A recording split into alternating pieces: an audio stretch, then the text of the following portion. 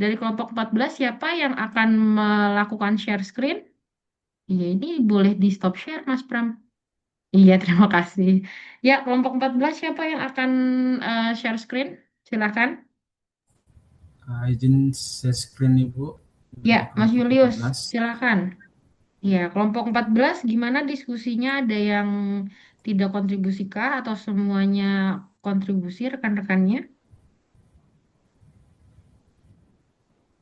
Jika ada rekannya yang tidak kontribusi selama diskusi, tolong diinformasikan ya, karena akan berpengaruh ke nilai UASnya juga, gitu. Berarti ini kontribusi semua ya, 2, 3, 4, 5, 6. Yes, oke. Kalau begitu, rekan-rekan kelompok 14, silahkan dimulai paparan hasil diskusinya mengenai kewirausahaan digital. Pas banget tadi Mbak Vera dan rekan-rekannya ambil kasusnya Goto sama TikTok ya, jadi seru nih diskusinya bisa berlanjut. Silakan dimulai paparannya, diusahakan bisa selesai dalam 30 menit. Nanti setelah itu kita akan melakukan diskusi. Silakan kepada kelompok 14 memulai paparannya. Nah,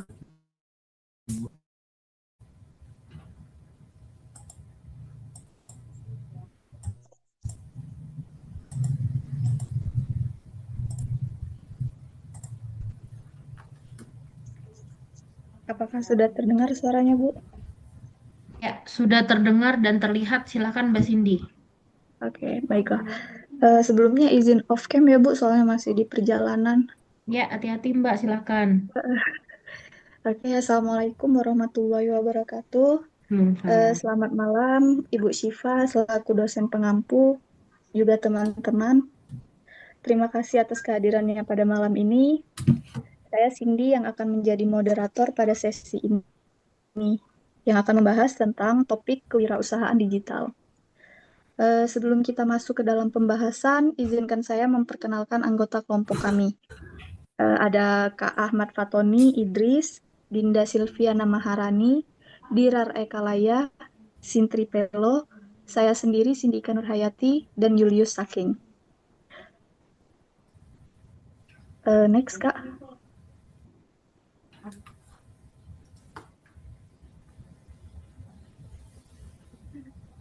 Sebelum memperkenalkan topik yang akan dibahas lebih lanjut, saya akan menjelaskan sedikit tentang perkembangan teknologi informasi, di mana itu dapat mengubah paradigma bisnis konvensional. Keterbatasan modal fisik dan lokasi bukanlah lagi hambatan utama dalam menginisiasi usaha. Siapapun bisa mulai berjualan, membuat konten, atau bahkan menawarkan jasa, hanya dengan bermodalkan gawai. Asal kita paham cara memanfaatkan platform digital. Di sini juga tujuan presentasi ini membahas tentang pengertian kewirausahaan digital, karakter yang dibutuhkan untuk menjalankannya, peluang dan tantangan yang akan dihadapi, serta strategi praktis untuk memulai membangun bisnis digital. Next, Kak.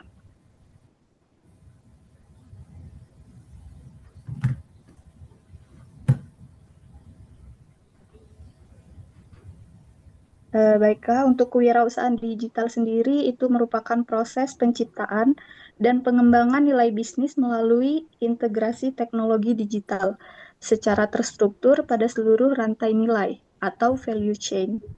Bukan hanya jualan via platform online, tetapi mengintegrasikan sistem digital secara terstruktur, mulai dari pemasaran sampai ke layanan pelanggan. Kewirausahaan digital sendiri memiliki tiga hal nilai utama yang membedakannya dari bisnis konvensional. Gerak yang cepat merespon pasar, inovasi yang terus berjalan, dan jangkauan pelanggan yang bisa sampai ke seluruh dunia dengan didukung oleh teknologi cloud computing, analisis data, dan AI.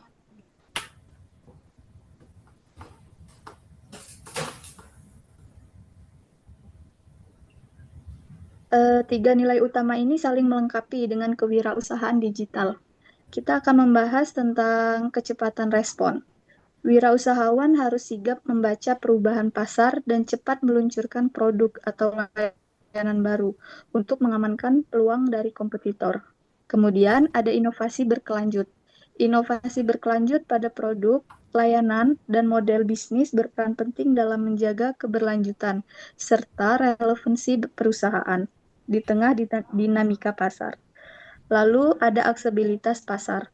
Melalui jaringan digital, jangkauan pasar tidak lagi terbatas oleh lokasi fisik. Kewirausahaan digital memungkinkan jangkauan luas dengan biaya minimal dengan menjangkau pelanggan di seluruh dunia. Selanjutnya juga akan disampaikan oleh rekan saya, Kak Dinda. Baik, terima kasih. Di sini saya akan melanjutkan terkait dengan karakteristik wirausahawan digital. Wirausahawan digital merupakan seseorang yang tidak hanya memiliki jiwa kewirausahaan saja, tetapi juga mampu memanfaatkan teknologi digital untuk menjalankan dan mengembangkan bisnisnya.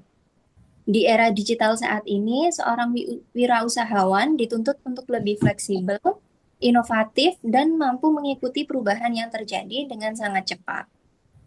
Karakteristik yang pertama yaitu adaptif terhadap teknologi. Wirausahawan digital selalu siap beradaptasi terhadap perkembangan teknologi dan tren digital terbaru. Mereka cepat mempelajari alat dan platform yang baru untuk menjaga daya saing di tengah dinamika pasar digital.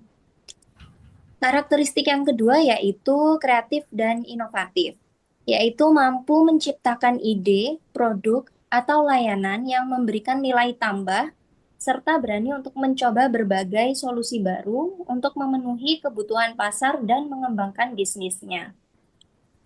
Karakteristik berikutnya yaitu memiliki digital literasi atau melek digital.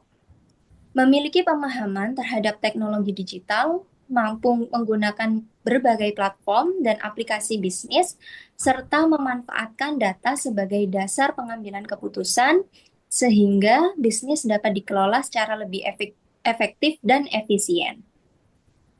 Next. Karakteristik wirausahawan digital yang selanjutnya yaitu mampu membangun networking, mampu membangun serta menjaga hubungan dengan berbagai pihak, baik secara online maupun offline. Jaringan yang luas dapat membuka peluang kerjasama, investasi, dan akses terhadap berbagai sumber daya untuk mendukung perkembangan bisnis. Untuk karakteristik yang selanjutnya yaitu berani mengambil risiko. Seorang wirausahawan digital harus berani mengambil risiko yang telah dipertimbangkan dengan matang, dan juga mampu menilai peluang dan potensi tantangan sebelum menentukan langkah bisnis yang tepat. Dan yang terakhir yaitu berorientasi pada data untuk pengambilan keputusan. Mengambil keputusan berdasarkan data, analisis, dan riset pasar bukan hanya mengandalkan intuisi saja. Pemanfaatan data membantu wirausahawan menyusun strategi bisnis yang lebih tepat dan efektif. Next. Selanjutnya yaitu aspek penting dalam kewirausahaan digital. Kewirausahaan digital memiliki sejumlah aspek utama yang membedakan dari bisnis konvensional. Aspek-aspek ini menjadi faktor yang penting dalam mendukung pertumbuhan dan daya saing bisnis di era digital. Yang pertama yaitu produk digital. Produk atau layanan berbasis digital dapat dipasarkan kepada pelanggan di berbagai wilayah tanpa dibatasi oleh lokasi. Proses distribusi yang lebih cepat dan biaya operasionalnya juga cenderung lebih rendah dibandingkan dengan produk fisik. Selanjutnya yaitu akses pasar global. Melalui internet, pelaku usaha dapat menjangkau konsumen di berbagai negara. Produk digital seperti e-book, aplikasi, kursus online, maupun konten digital dapat diakses kapan saja tanpa memerlukan pengiriman fisik. Dan selanjutnya yaitu operasional dan skalabilitas. Operasional bisnis didukung oleh teknologi sehingga proses dapat dipantau secara real-time dan lebih efisien.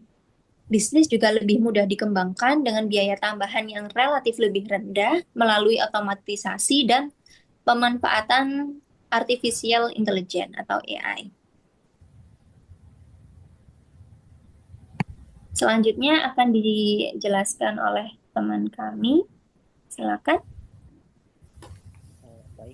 izin Bu untuk menjelaskan slide berikutnya terkait dengan bentuk-bentuk dari kewirausahaan digital. Pada slide ini dijelaskan bahwa kewirausahaan digital memiliki beberapa bentuk yang dapat disesuaikan dengan kemampuan dan minat seseorang. Yang pertama ada model bisnis digital atau e-commerce. Untuk ini memanfaatkan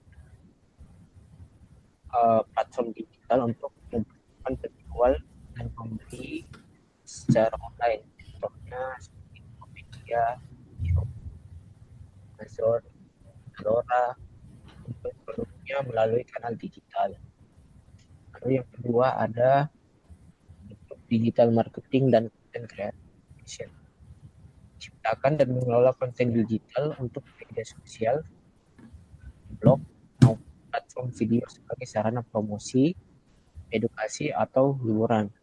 Contohnya seperti konten kreator, youtuber, influencer, dan digital. Lalu yang ketiga ada freelance digital. Model ini menawarkan jasa secara online seperti desain grafis, penulisan, penerjemahan, pemrograman, atau konsultasi. Keuntungannya kita tidak perlu memiliki kantor atau modal besar, cukup memiliki keterampilan dan akses internet. Lalu yang terakhir ada startup berbasis aplikasi. Startup menciptakan solusi atau suatu masalah melalui aplikasi, misalnya Gojek, Grab, atau layanan vintage. Model ini biasanya membutuhkan inovasi teknologi yang lebih kompleks, tapi memiliki, bisa ke slide sebelumnya. Model ini biasanya membutuhkan inovasi teknologi yang lebih kompleks, tapi memiliki peluang pertumbuhan yang sangat besar. Dari keempat bentuk tersebut, kita dapat melihat bahwa kewirausahaan digital tidak hanya berarti penjualan online, tetapi juga menciptakan berbagai dan layanan. Mas, lalu slide selanjutnya akan menjelaskan terkait dengan bisnis tradisional dan bisnis digital. Pada bisnis tradisional, modal awal biasanya lebih besar karena membutuhkan tempat usaha, persediaan barang, dan biaya operasional yang tinggi. Jangkauan pasarnya juga cenderung terbatas pada wilayah tertentu. Selain itu, proses inovasi relatif lebih lambat dan interaksi dengan pelanggan lebih banyak dilakukan secara langsung. Sebaliknya, bisnis digital memiliki modal awal yang lebih fleksibel karena memanfaatkan teknologi dan layanan berbasis cloud. Jangkauan pasarnya jauh lebih luas, bahkan dapat menjangkau konsumen di berbagai negara. Inovasi juga dapat dilakukan lebih cepat sesuai dengan kebutuhan pasar. Bahkan komunikasi dengan pelanggan bisa dilakukan melalui media sosial, chat, maupun email. Bukan berarti bisnis digital selalu lebih baik. Bisnis tradisional masih memiliki keunggulan. Misalnya seperti pelanggan dapat melihat produknya secara langsung dan membangun hubungan yang lebih personal. Oleh karena itu, saat ini banyak perusahaan yang menggabungkan keduanya melalui strategi omnichannel, yaitu memadukan toko fisik dengan platform digital. Next.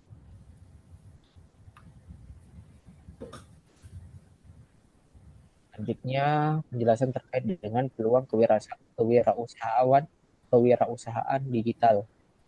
Kewirausahaan digital menawarkan berbagai peluang yang memudahkan pelaku usaha dalam memulai dan mengembangkan bisnis, terutama dengan dukungan teknologi digital.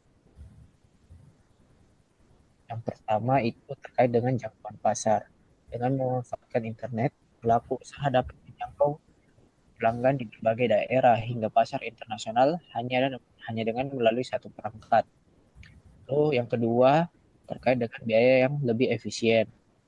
Biaya operasional cenderung lebih rendah dibandingkan bisnis konvensional, sehingga bisnis dapat dimulai dengan modal yang lebih fleksibel sesuai dengan kemampuan yang kita miliki. Lalu yang ketiga, fleksibilitas dan akses. Promosi dan operasional bisnis dapat dilakukan secara online dari mana saja dan kapan saja. Selain itu, data serta informasi pasar dapat diakses dengan mudah untuk mendukung pengambilan keputusan. Next. Untuk slide selanjutnya akan dijelaskan oleh teman kelompok saya, yaitu Mas Dirar. Kepada Mas Dirar, saya persilahkan. Baik, terima kasih Mas Fatoni. Selanjutnya saya akan menjelaskan terkait model bisnis dan yang pertama adalah e-commerce dan menjual produk fisik maupun digital melalui platform marketplace atau toko online. Contohnya Tokopedia, Shopee, Amazon, dan Zalora. Kemudian subscription dan freemium. Model bisnis yang menawarkan layanan berlangganan atau menyediakan fitur dasar dan fitur premium seperti Netflix, Spotify, Canva, Software. Kemudian ada on-demand service, yaitu yang menyediakan layanan yang dapat diakses secara langsung sesuai kebutuhan pelanggan melalui aplikasi digital seperti Gojek, Grab, dan kemudian oleh pendapatan melalui komisi dari promosi atau rekomendasi produk menggunakan tautan afiliat. Contohnya adalah Shopee Affiliate dan TikTok. Selanjutnya, tantangan kewirausahaan.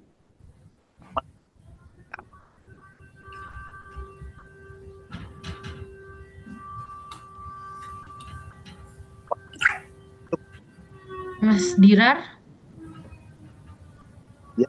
Ya, Mas Dirar cek dulu koneksinya ya. Soalnya ini suaranya agak terputus-putus, jadi agak mengganggu. Silakan kalau jaringannya sudah stabil dilanjutkan kembali paparannya. Apakah Belum terdengar, Mas. halo? Apakah jelas?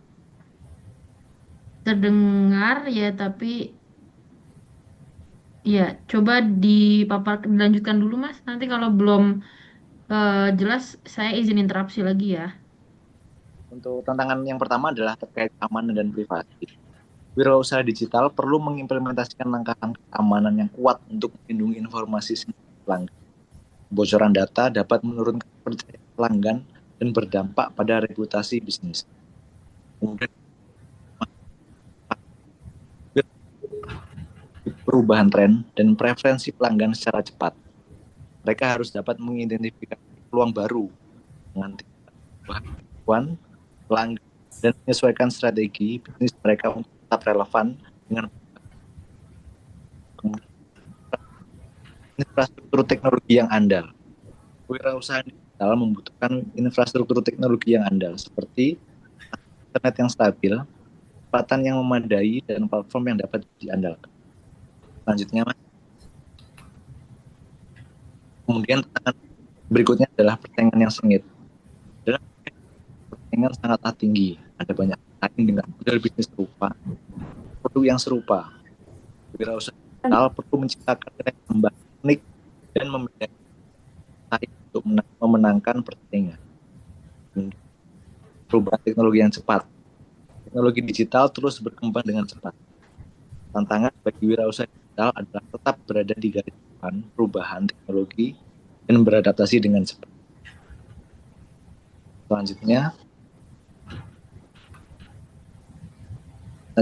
terjadi oleh Kak Julius. Silakan Kak Julius. Izin nih Bapak, apakah suara saya terdengar? Ya, terdengar jelas, Mas. Silakan lanjutkan. Kemudian masuk ke dalam strategi build.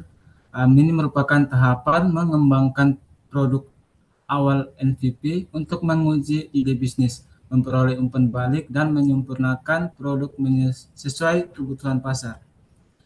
Kemudian dibagi menjadi dua bagian, yaitu membangun MVP atau minimum viable product, di mana mengembangkan versi sederhana dari produk yang memiliki fitur utama untuk menguji kebutuhan pasar dengan biaya dan waktu yang lebih efisien.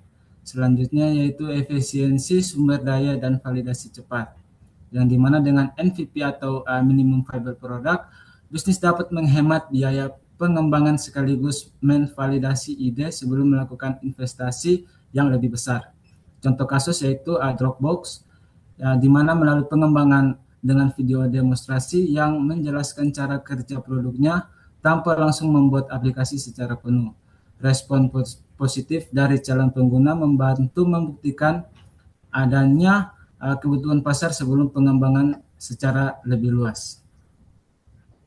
Kemudian dalam strategi validasi ide atau yang dimana measure, di sini tahapan measure berfokus pada pengukuran respon pengguna terhadap MVP untuk mengetahui apakah produk sesuai dengan kebutuhan pasar. Kemudian di sini untuk ada dalam bagian mengukur respon pasar dan minat. Setelah MVP diluncurkan, pelaku usaha mengumpulkan umpan balik dan data pengguna untuk mengevaluasi minat pasar serta menentukan langkah pengembangan berikutnya. Contoh sukses yaitu Dropbox, yang dimana sebelum peluncuran resmi, Dropbox berhasil meningkatkan daftar tunggu atau waiting list dari sekitar 5.000 menjadi 75.000 pengguna dalam semalam. Hasil tersebut menunjukkan tingginya minat pasar dan menjadi bukti bahwa produk layak dikembangkan lebih lanjut.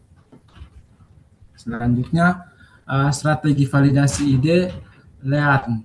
Dalam Learn berfungsi untuk mengevaluasi hasil pengukuran untuk menentukan perbaikan dan pengembangan produk berdasarkan data serta umpan balik pengguna.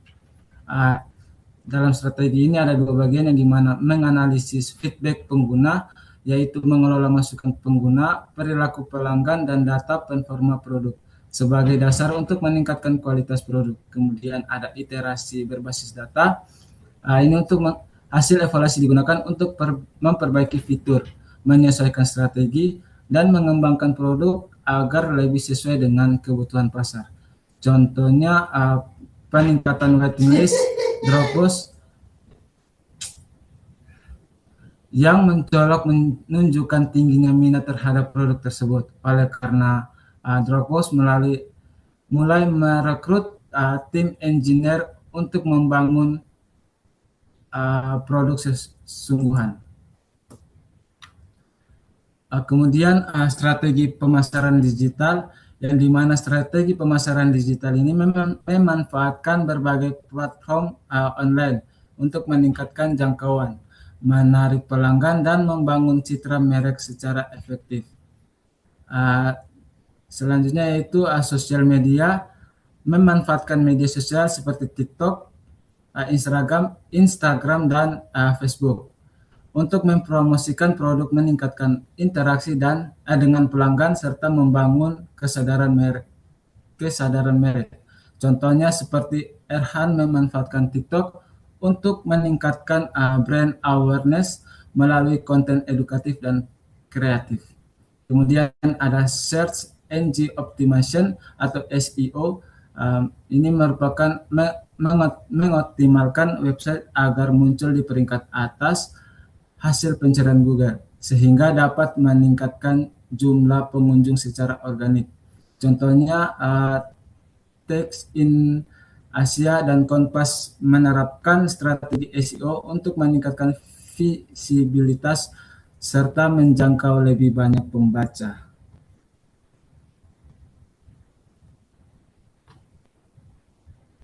Kemudian selanjutnya itu strategi pemasaran digital, yang yaitu dalam bagian pertama performance marketing.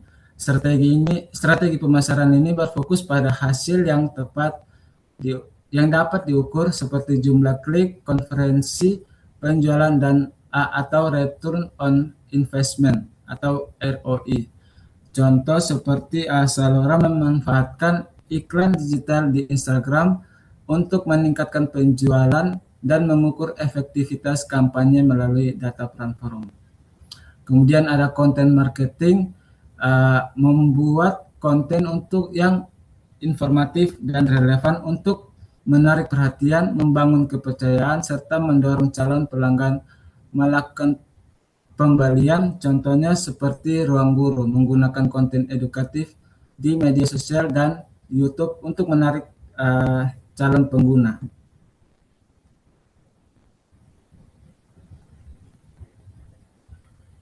Selanjutnya akan dilanjutkan oleh teman saya.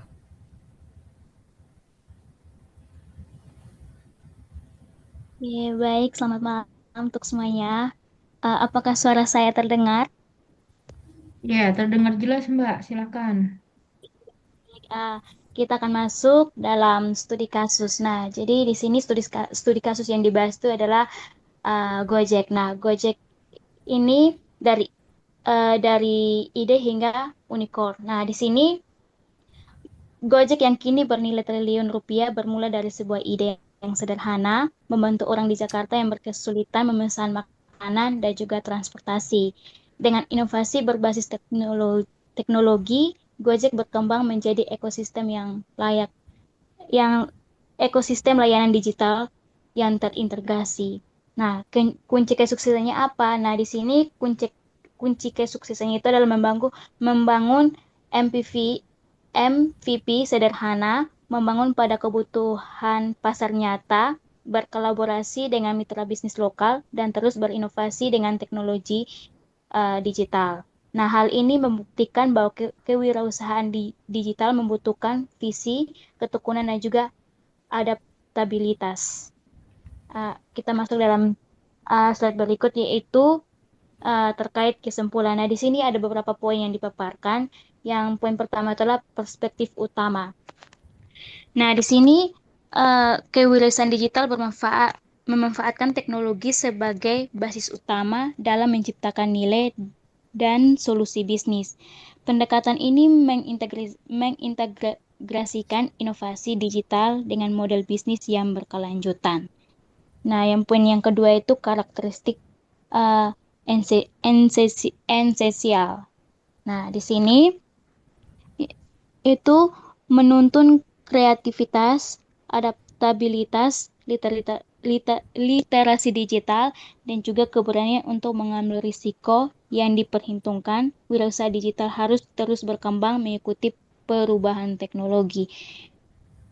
Dan poin berikutnya itu peluang kewirausahaan. Nah, di sini itu menawarkan jangkauan pasar luas tanpa batasan geografis, biaya operasional yang lebih efisien, dan kemudahan pemasaran melalui platform digital. Akses data dan informasi pasar menjadi lebih mudah. Dan poin berikutnya itu tentang tantangan yang dihadapi. Nah, di sini itu menghadapi pesaing usaha yang sangat ketat, perusahaan tren pasar yang cepat, dan keterbatasan literasi digital masyarakat, serta risiko keamanan data dan privasi yang perlu diwaspadai. Oke, sekian dan terima kasih presentasi dari saya, dan saya kembalikan kepada moderator. Ya, tadi siapa yang membuka ya? Saya nggak ngeh rekan-rekan. Yang membuka tuh kalau nggak salah tadi Mbak Cindy. Ya, kita kembalikan ke Mbak Cindy kalau begitu. Silakan Mbak Cindy diakhiri. Oke, untuk selanjutnya mungkin sesi tanya jawab dulu, Ibu. Ada pertanyaan mungkin dari kelompok 13 atau dari kelompok lain, atau ada tambahan dari Ibu Syifa? Boleh Iya. sebelum kita akhiri? Kita coba dengar pertanyaan dari Sorry. Kita coba dengar pertanyaan dari kelompok 13 dulu ya. Boleh tolong perwakilan dari kelompok 13 selaku yang hari ini paparan juga, presentasi juga. Silahkan bertanya ke kelompok 14. Tadi sudah paparan mengenai kewirausahaan digital ya. Sama kalau ada yang ingin bertanya juga dari teman-teman kelompok kelas AK 604, dipersilakan juga. Kalau ada yang masih mau ditanyakan terkait paparan dari kelompok 14. Izin Ibu, Iya, Mbak Novita ini dari kelompok 13 kelompok ya. 13 Ibu. Ya, Iya, silakan Mbak betul. Novita. Sebentar ya. Ya, Oke, ya.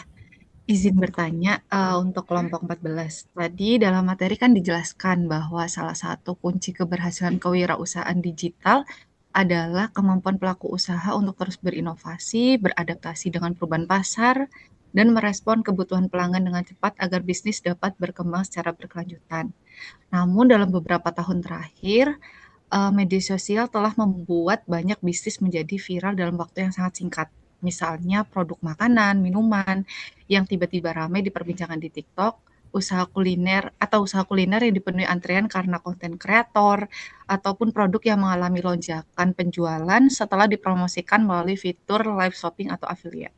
Nah, sayangnya tidak sedikit bisnis tersebut yang hanya populer selama beberapa bulan sebelum minat konsumen menurun dan tergantikan oleh tren yang baru. Nah, menurut kelompok 14, mengapa banyak bisnis yang viral di media sosial sulit mempertahankan eksistensinya dalam jangka yang panjang, dan strategi apa yang harus dilakukan oleh pelaku usaha agar bisnis dapat berkembang secara berkelanjutan dan tidak hanya bergantung pada popularitas sesaat.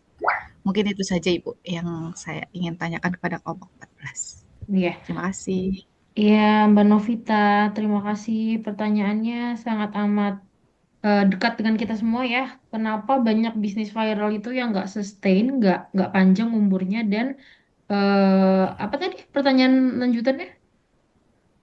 Strategi apa yang Strategi harus apa? dilakukan oleh pelaku usaha? Iya betul, Yes. agar bisnis dapat berkembang secara berkelanjutan. Iya, mohon dicatat ya. Eh, Kelompok 14 silakan didiskusikan dulu. Jika bisa dijawab pertanyaan dari Mbak Novita silakan on mic. Ada lagi yang mau bertanya rekan-rekan? Silakan.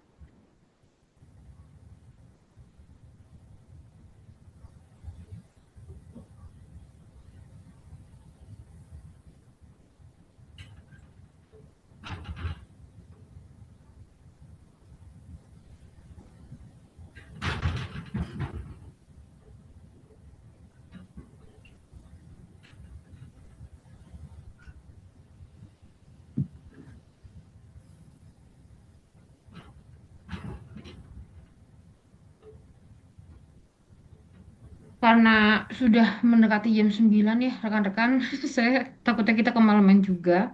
Mungkin pertanyaan selanjutnya itu dari saya ya. Tadi saya kan mau nanya deh, tapi di bagian apa ya tadi tuh? Em, oh iya, soal modal.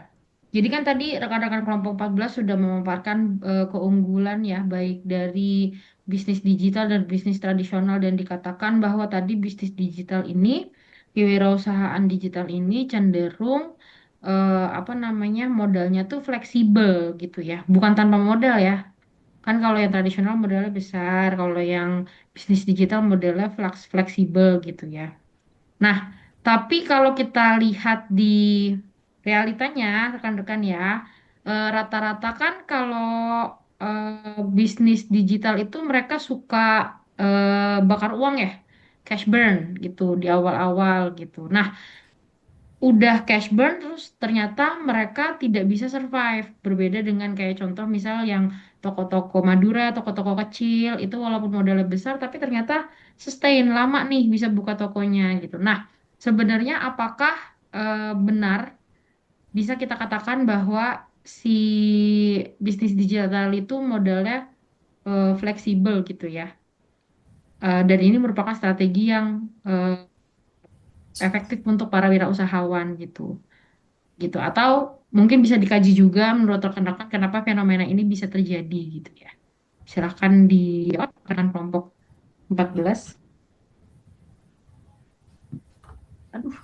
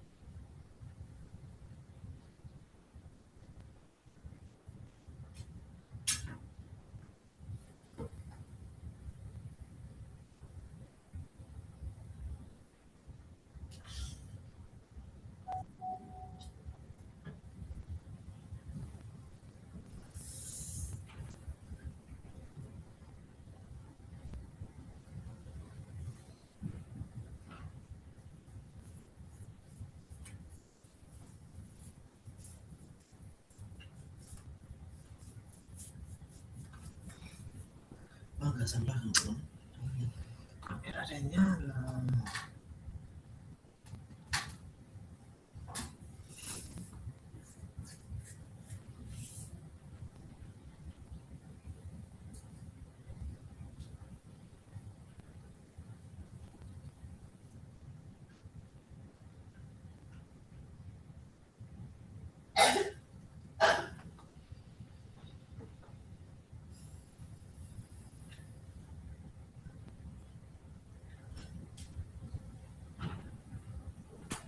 Permisi Bu Syifa dan Kak Novita Sari,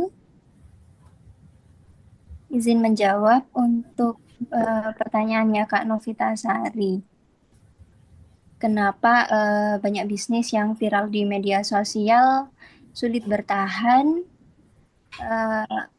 Kenapa? Terus strateginya ya Kak?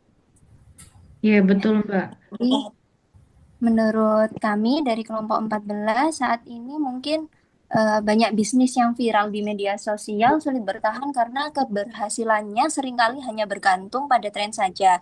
Jadi ketika tren itu berubah atau muncul produk baru yang lebih menarik, minat konsumen pun ikut menurun.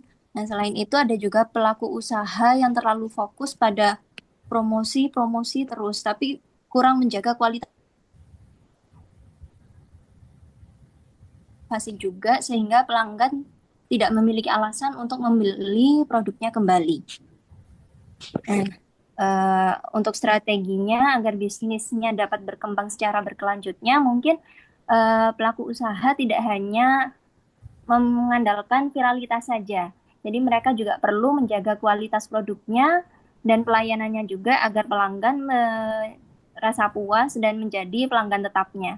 Selain itu, pelaku usaha juga harus terus berinovasi dan memahami kebutuhan pasar, serta memanfaatkan media digital secara konsisten dan membangun hubungan yang baik dengan pelanggan melalui media sosial atau semacam program loyalitas. Jadi dengan strategi tersebut, bisnis tidak hanya dikenal karena viral, tapi juga karena kualitasnya. Jadi pemilik usaha mampu bertahan dan terus berkembang dalam jangka waktu panjang atau sustain. Ya, cukup Mbak Dinda? Cukup ya? Ya, Cukup. ya. Saya kembalikan ke Mbak Novita. Gimana Mbak? Apakah pertanyaannya sudah tercover? Sudah Ibu, sudah cukup jawabannya. Oke. Ya, baik Terima ya. kasih. Oke, terima kasih Mbak Novita dan Mbak Dinda, perwakilan dari kelompok 14 menjawab pertanyaan Mbak Novita ya. Iya. Eh, baru satu pertanyaan ya, rekan-rekan? Atau tadi udah dua ya? Oh, pertanyaan saya. Astagfirullahaladzim. Saya bingung. Iya, soal pertanyaan saya ya, soal tadi apa namanya cash burn. Mm-mm. Bakar uang untuk para startup digital gitu. Bagaimana tanggapan kelompok 14 melihat fenomena ini eh, kalau banyak startup digital apa namanya entrepreneur yang cenderung sukanya cash burn gitu. Padahal kalau dari segi konsep harusnya digital entrepreneur itu cenderung pakai modal yang fleksibel ya, dalam artian harusnya lebih rendah dari yang tradisional gitu. Bagaimana pendapat rekan-rekan terkait dengan hal ini? Sebenarnya ini bukan pertanyaan sih, lebih ke kayak open discussion aja. Jadi it's okay, yang penting berargumen aja ya rekan-rekan ya.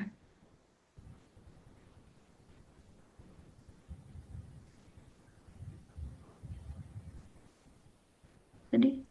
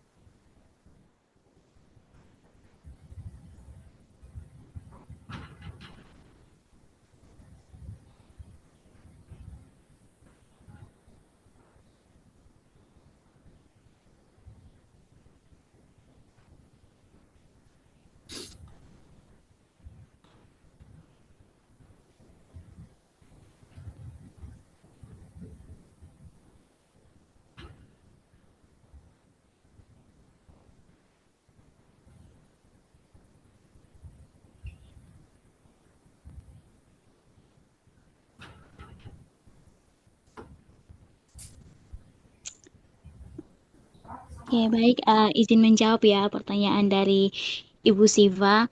Eh, di sini jawaban yang kami berikan dari kelompok 14 itu adalah em, modal bisnis digital tuh relatifnya itu lebih fleksibel dibandingkan dengan bisnis konvensional karena bisnis mulai dengan modal kecil dan disesuaikan dengan kemampuan. Namun, dalam praktiknya sering terlihat seperti bakar uang karena banyak pelaku bisnis mengeluarkan biaya besar untuk promosi, iklan digital, diskon, dan juga cashback atau pengembangan aplikasi demi mendapatkan pelanggan. Nah, mempercepat pertumbuhan eh, jadi bukan berarti fleksibel. Jadi fleksibel bukan berarti selalu murah, tapi besarnya modal tergantung pada strategis dan juga skala bisnis yang dijalankan. Oke, terima kasih. Sekian jawaban dari kami kelompok 14. Apakah terjawab, Ibu? Ya, terima kasih Mbak Sintri dan teman-teman kelompok 14 ya. Jadi basically eh, yang harus dihati-hati ya, bukannya gimana sih, tapi yang harus dihati-hati dari wirausahawan digital itu eh, mungkin ada goal yang di luar profit gitu rekan-rekan.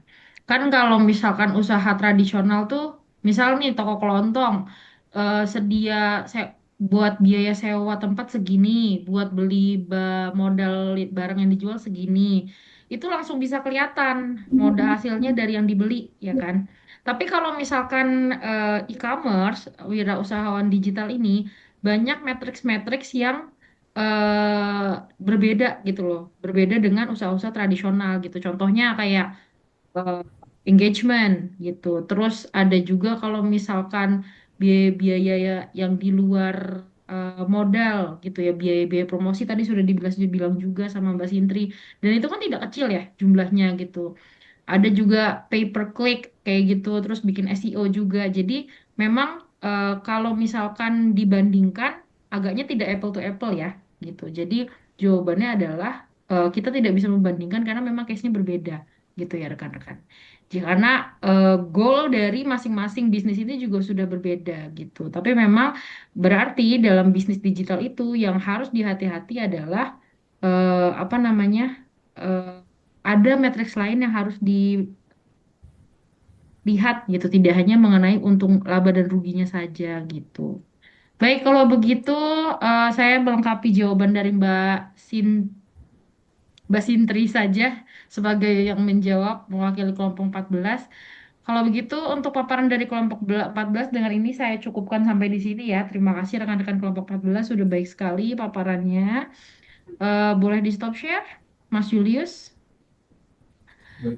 Teman-teman kelompok 14 dan 13 dan juga rekan-rekan yang semuanya hadir dalam Vicon malam ini, saya ucapkan terima kasih sudah join pada Vicon malam ini. Ini Vicon terakhir kita ya. Saya mengucapkan selamat menempuh ujian akhir semester dikerjakan dengan baik. Sebenarnya UASnya itu ya ini sih presentasi tugas presentasi kelompok kalian ini sebenarnya sudah menjadi komponen dari UAS ya. Tapi memang ada komponen penilaian lain. Jadi nanti kalau misalkan satu orang satu kelompok nilainya bisa aja beda. Kenapa Bu? Karena ada penilaian pribadi juga, nggak cuma penilaian kelompok aja. Nanti tinggal dipantau aja di LMS ya. Mohon maaf saya belum bisa. Ini saya stop share dulu supaya tidak terrecord.